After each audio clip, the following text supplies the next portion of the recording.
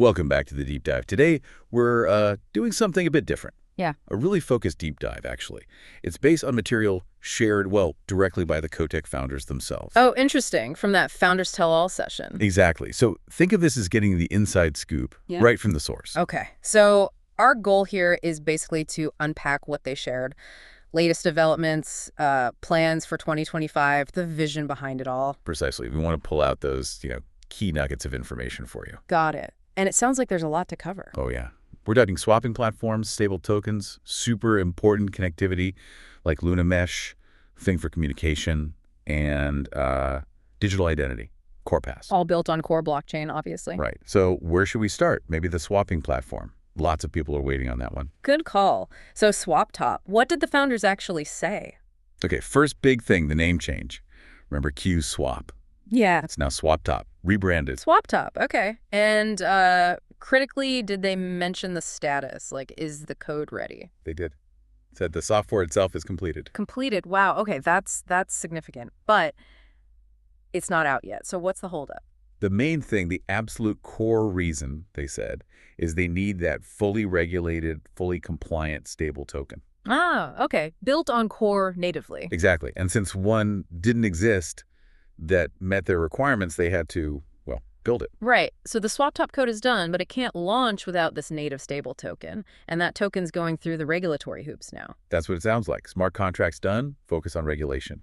So yeah, the stable token isn't just like an add-on. It's fundamental for SwapTop to work compliantly. Makes sense. So beyond just swapping tokens, what else can SwapTop do? Did they elaborate? Yeah, they stressed it's more than just your standard DX. Yeah. A really key feature is creating custom pools. Custom pools, meaning? Meaning you can use any asset tokenized on the core blockchain, like, say, something made with FoxArt or future tools, and make your own liquidity pool for it on SwapTop. And presumably, LPs earn fees. Yep. Users providing liquidity can earn fees from the swaps in those pools. They even hinted at, more complex non-standard pools later on. That custom element sounds powerful. Opens things up for, well, all sorts of unique assets. Definitely. And they made a point of saying it's open source. Right. To encourage community building, tokens, dApps. Exactly. SwapTop provides the place to actually trade them, create liquidity. Okay, so this leads us straight into the stable token discussion, doesn't it? Because they're clearly critical. Absolutely critical. The founders made it really clear stable tokens aren't just for SwapTop. They're like the bedrock for the whole DeFi environment they're building. Especially when you start talking about real-world assets, right? You need that stable reference, getting fiat in and out, managing rewards. Yep, essential. And they gave a really specific first major use case for this. Which was? Trade finance. Specifically starting with raw materials. Think copper, nickel, silver, cobalt, that sort of thing. Okay, trade finance for commodities. So how does that work with stable tokens? Are we tokenizing the actual copper? Essentially, yes. It involves tokenizing real-world physical assets. They talked about creating asset reference tokens. Asset reference tokens, okay. These aren't simple stablecoins. They're linked to both a fiat value and the specific physical asset itself. Aligns with, MiCA terminology, too. Wow, okay. Linking a physical lunk of metal to a digital token sounds challenging. How do you bridge that gap? It is complex. They mentioned an initial step, sometimes manual, to get the asset's data hashed onto the blockchain. Defining that exact moment, it enters the chain, like certification at a warehouse. Right, and then digitally tying that physical thing to its unique token. Yeah. And their vision for managing all this, pretty ambitious, involves a full DAO structure. A DAO controlling the trade finance process. That's the plan. Governing the process, tracking the physical ownership digitally until the assets hit, say, certified international port or warehouses. Managed by logistics companies, probably. Right. And this is where another piece of their tech comes in, isn't it? The tracking part. Luna Mesh. Exactly. They connected it right here. Using Luna Mesh with RFID tags, sensors, whatever, to track these assets, parcels, vehicles through the whole supply chain, processing, manufacturing, shipping. So the token's value tracks the physical asset, but what about market fluctuations? Good point. The value can also be linked to market standards, like the LME price for metals, for example. Okay, got it. So back to SwapTop for a second. Where does it fit into this trade finance flow? It's crucial at both ends. It's the entry point, swapping fiat into these asset-referenced tokens. And the exit. And the exit, too. Swapping those tokens back to fiat, or maybe into core tokens. Right, the core token.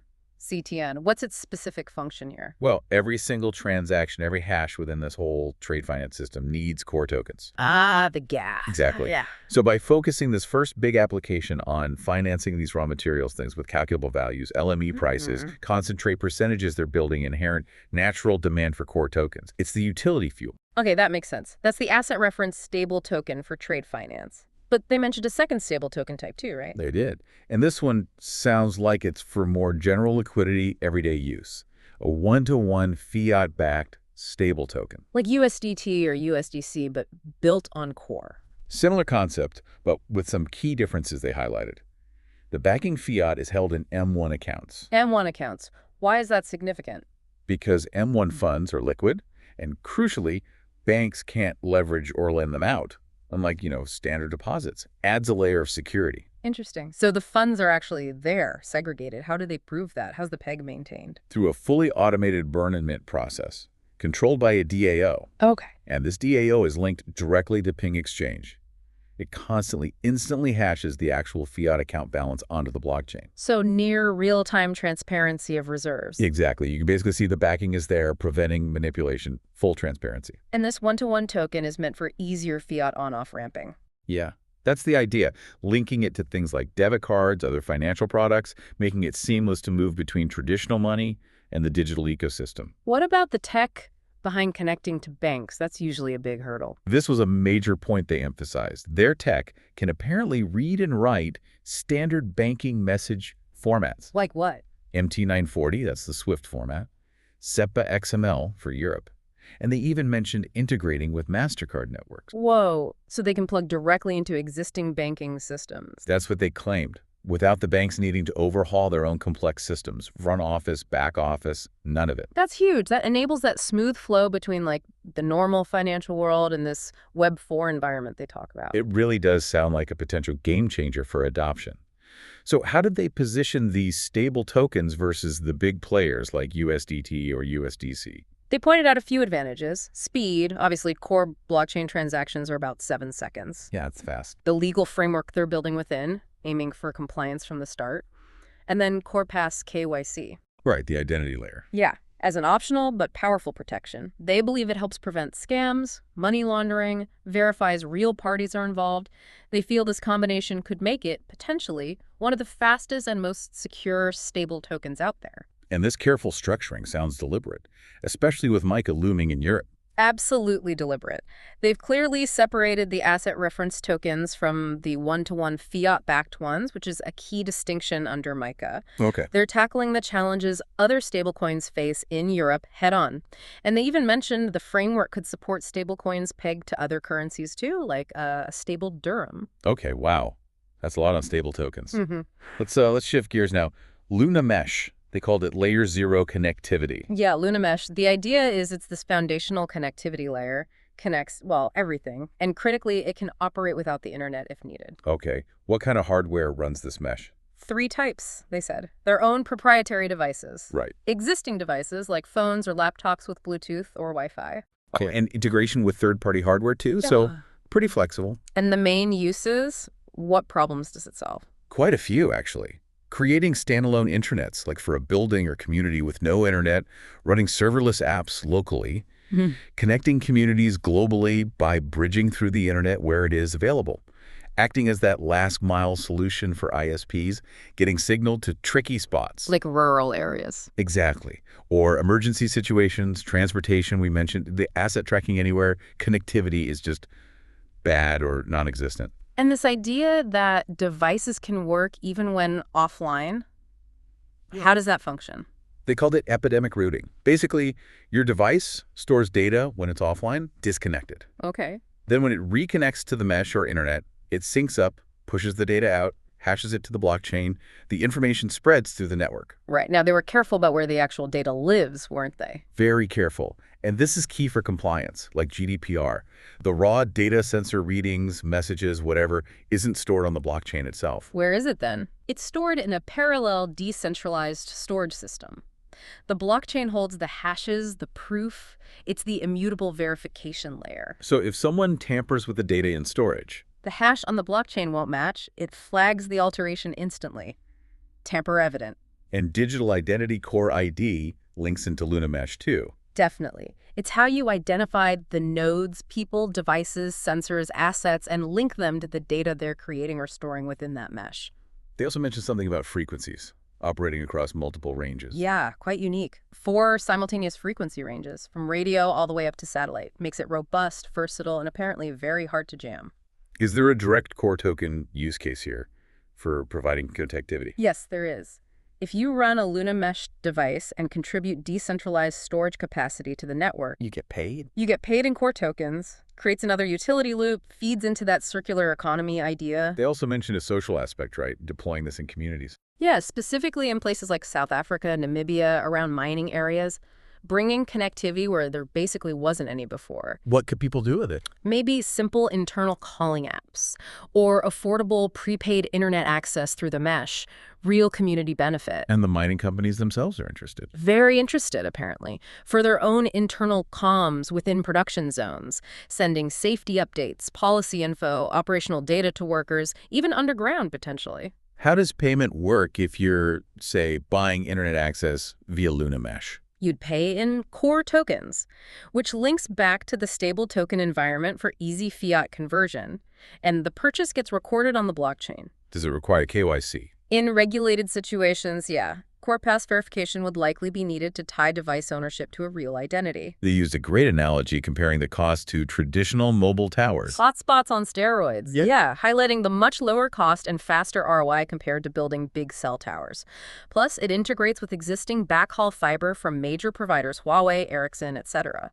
What about the actual hardware? What do the devices look like? 3 models mentioned, a compact one for personal devices, a table model, maybe for home or office, and a bigger point of presence model that connects to satellites or other networks. And the range.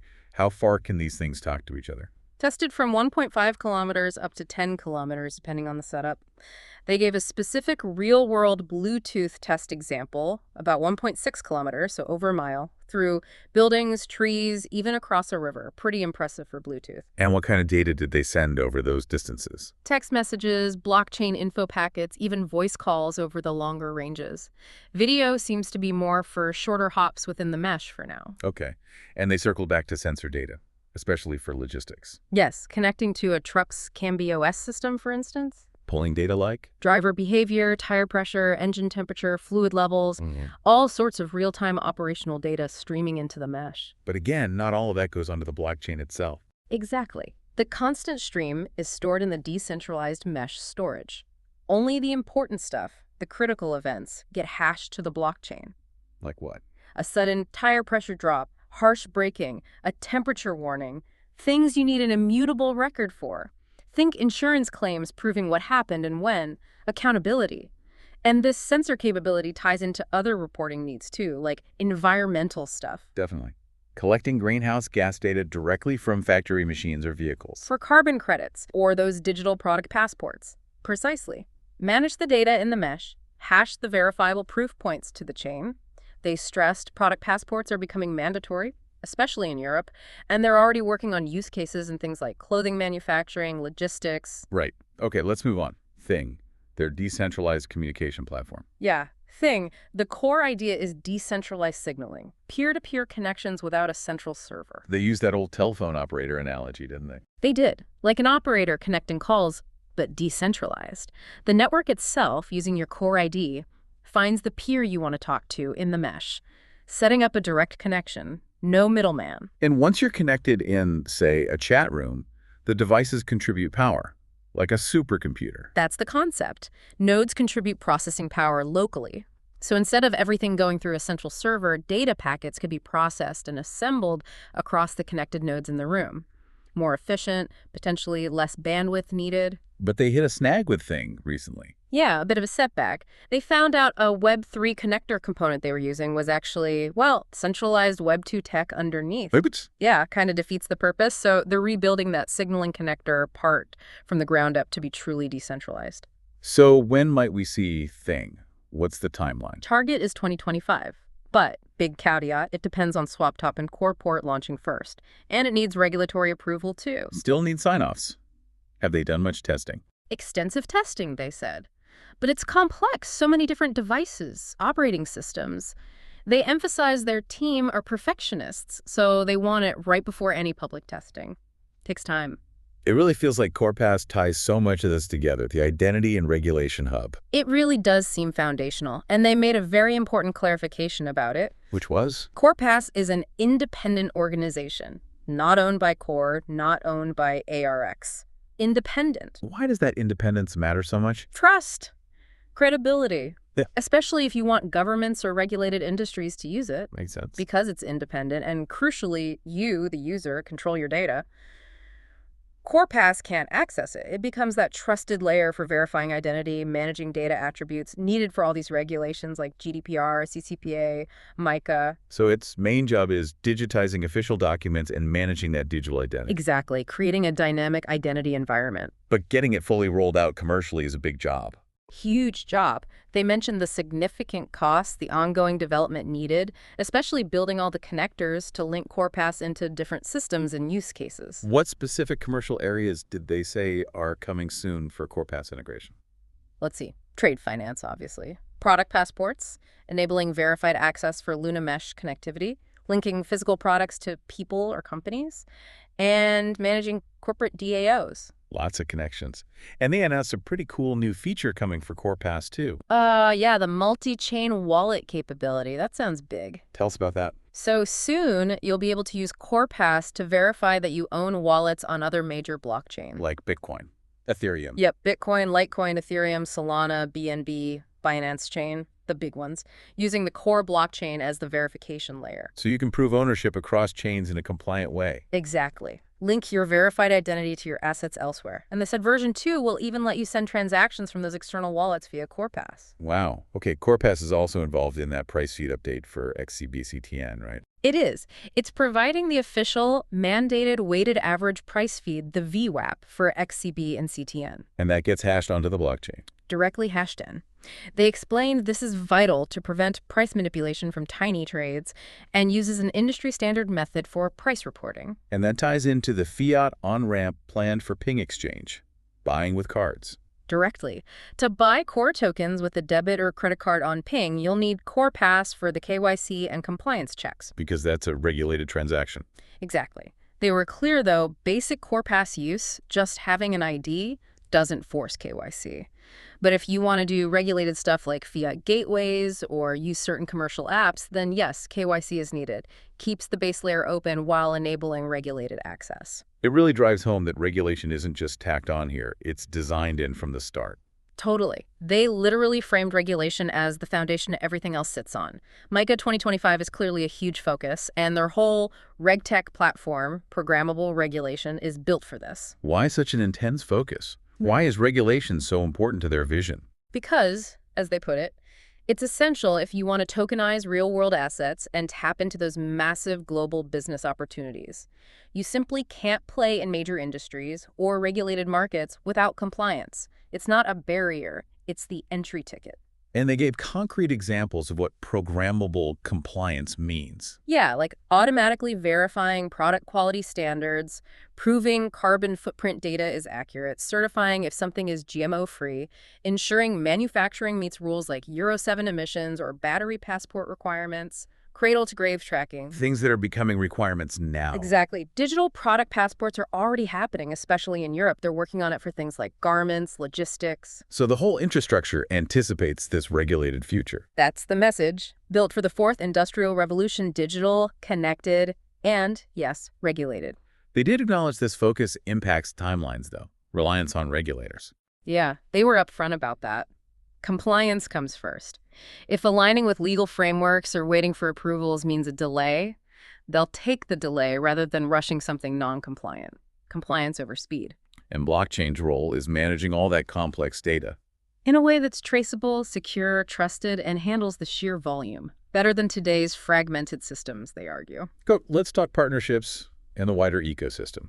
They seem pretty open to others building on Core. Very open. They mentioned plans for Core Labs or a Core Hub starting 2025.